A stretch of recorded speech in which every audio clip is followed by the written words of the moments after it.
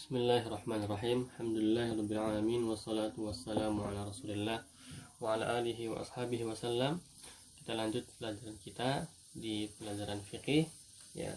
Sekarang ya, kita masuk ke pembahasan sujud sahwi ya. Sujud sahwi ya. Sujud sahwi ini adalah sujud ketika kita terlupakan sesuatu, ketika kita sholat atau kita ragu-ragu ya, atau kita menambah rakaat atau kurang rakaat kita ya, atau kita meninggalkan sesuatu. Nah, ini maka jika kita merasakan seperti itu, maka kita harus sujud sahwi, sujud untuk lupa, sujud untuk lupa. Nah, coba antuna buka bukunya, kita baca ya, perkataan mu'alif, perkataan pengarang. Faslun wal matruku minas sholati salasatu asya'a. Nah, sesuatu yang ditinggalkan dari sholat itu ada 3 ya. Yang pertama adalah fardun ya, sesuatu yang fardu ya, fardu sholat ya. Yang kedua adalah sunnah ya, sesuatu yang sunnah. Dan yang terakhir adalah hay'ah. Apa hay'ah ini? Selain dari sunnah dan fardu tadi, selain sunnah dan fardu tadi. Jadi ada 3 ya, yang harus kita jika kita meninggalkannya harus kita sujud sahwi. Ketika kita meninggalkan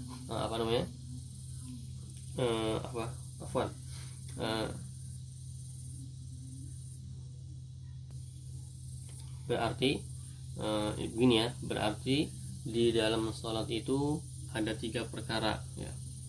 Yang satu itu adalah yang al-fardu ya, yang kedua adalah as-sunnah, yang ketiga adalah hay'atun. Nah, pengarang di sini menyebutkan 3 ya. Fardu itu adalah ya, rukun-rukun sholat, arkanu as-sholat, yang mana kita harus mendatangkan rukun. Kalau kita tidak mendatangkan rukun, berarti sholatnya tidak sah. Misalnya takbiratul ihram, membaca surah al-fatihah, tumaknina, ruku, bacaan ruku, sujud, bacaan sujud, tahiyat akhir, salam yang pertama, itu kan rukun. Al-fardu di sini artinya adalah rukun-rukun sholat ya. Kemudian yang kedua ada sunnah ya, sunnah ya. Wallahu ta'ala bishawab. As-sunnah di sini ya, itu sama kedudukannya dengan al-wajib, al-wajib. Karena nanti ya, pengarang akan menyebutkan, dan sesuatu yang sunnah itu harus, jika ditinggalkan harus diganti dengan sujud sahwi. Padahal ya, yang harus diwajibkan, yang harus digantikan dengan sujud sahwi itu adalah perkara-perkara yang wajib. Nah, perkara yang wajib ini apa? Perkara yang wajib ini adalah jika ditinggalkan dia wajib sujud sahwi, dan jika sudah ditinggalkan ya, dia nggak perlu kembali untuk melakukannya lagi. Misalnya contohnya al-wajib ini adalah tahiyat pertama.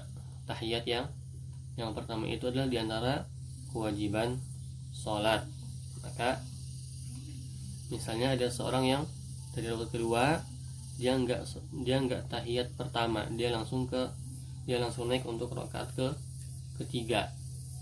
Maka pertama, dia tidak perlu kembali duduk untuk tahiyat awal karena sudah terlewatkan, bukan rukun kan, bukan rukun.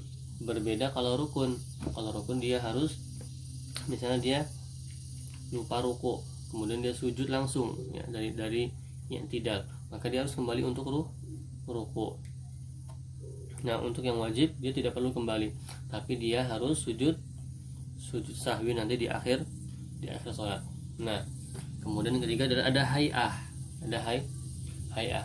Nah, hay'ah di sini kedudukannya adalah as-sunnah, ya. Yang sunnah. Jika ditinggalkan pun tidak perlu untuk kita sujud sahwi. Contohnya misalnya membaca surah setelah Al-Fatihah, ya. Kemudian mengatakan amin. Kemudian apa lagi ya? Banyaknya sunnah atau duduk istirahat sunnah. Nah, ini ada tiga perkara di dalam sholat kita: rukun, wajib dan sunnah. Yang diwajibkan untuk sujud sahwi adalah yang wajib. Adapun yang fardu dia tidak bisa digantikan dengan sujud sahwi. Jika kita ketinggalan salah satu rukun sholat, harus diulangi karena tidak sah sholatnya. Nah, kalau sunnah pun tidak perlu untuk sujud sahwi karena jika ditinggalkan pun tidak apa-apa. Nah, seperti itu. Baik, mungkin itu saja ya pelajaran fikih kali ini. Nanti insya Allah di pertemuan akan datang kita akan masuk ke pembahasan selanjutnya di sujud sahwi. Nah, di sini ada pertanyaan, ada tugas, ya. Pertanyaannya adalah, apakah seorang makmum itu harus sujud sahwi jika dia terlupakan sesuatu? Ya. Lihat ya, di sini dia keadaannya menjadi makmum. Nah, misalnya makmumnya dia ketika tahiyat akhir dia baca surah Al-Fatihah misalnya, ya, atau ketika dia berdiri dia baca tahiyat, ya. Nah, di sini apakah seorang makmum itu harus sujud sahwi jika dia terlupakan sesuatu? Nah, ini jawabannya dicari ya, ditanya. Kalau misalnya belum tahu, boleh tanya ustaz atau ustazah, atau orang tua, atau adik, atau kakak, atau mbah, atau nenek, atau mbah Google, ya. Tafadholi. Nah, kemudian ketika antuna tulis jawabannya, antuna sertakan sumbernya, dari mana antuna dapat jawaban ini. Tafadholna untuk mencari jawabannya.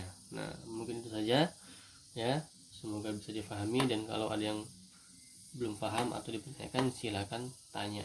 Wassallallahu ala nabiyyina Muhammad wa ala alihi wa ashabihi wasallam. Subhanakallahumma wa bihamdik asyhadu an la ilaha illa anta astaghfiruka wa atubu ilaik. Assalamualaikum warahmatullahi wabarakatuh.